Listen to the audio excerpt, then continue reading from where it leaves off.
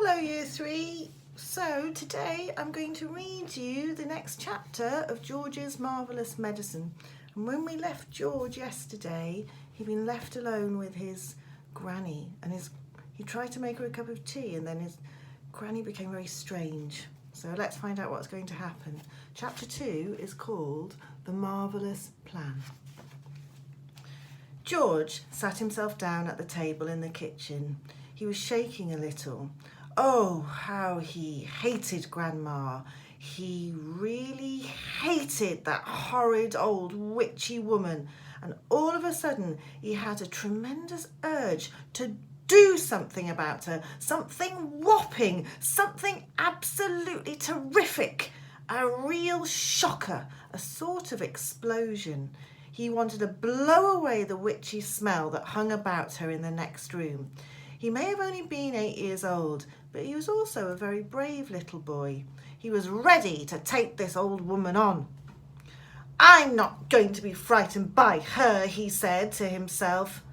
But he was frightened, and that's why he suddenly wanted to explode her away. Well, not quite away, but he did want to shake the old woman up a bit. Very well then. What should it be, this whopping, terrific, exploding shocker for Grandma? He would have liked to put a firework banger under her chair, but he didn't have one.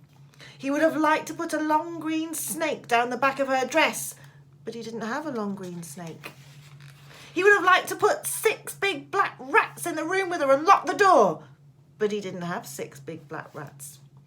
As George sat there pondering this interesting problem, his eye fell upon the bottle of Grandma's brown medicine standing on the sideboard. Rotten stuff it seemed to be. 4 times a day a large spoonful of it was shoveled into her mouth, and it didn't do her the slightest bit of good. She was always just as horrid after she'd had it as she'd been before. The whole point of medicine, surely, was to make a person better. If it didn't do that, then it was absolutely useless. So-ho, thought George suddenly. Aha, ho-hum. I know exactly what I'm going to do. I shall make her a new medicine, one that is so strong and so fierce and so fantastic it will either cure her completely or it will blow off the top of her head. I'll make her a magic medicine, a medicine no doctor in the world has ever made before.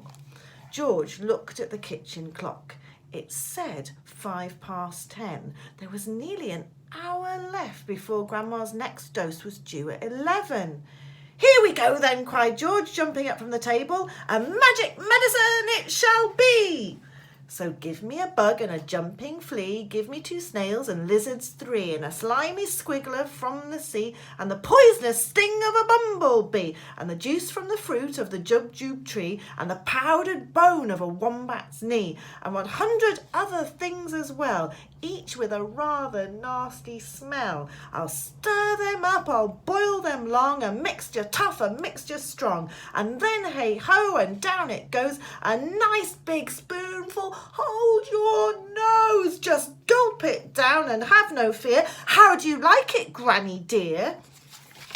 Will she go pop? Will she explode? Will she go flying down the road? Will she go poof in a puff of smoke? Start fizzing like a can of Coke? Who knows? Not I. Let's wait and see. I'm glad it's neither you nor me. Oh, Grandma, if you only knew what I have got in store for you.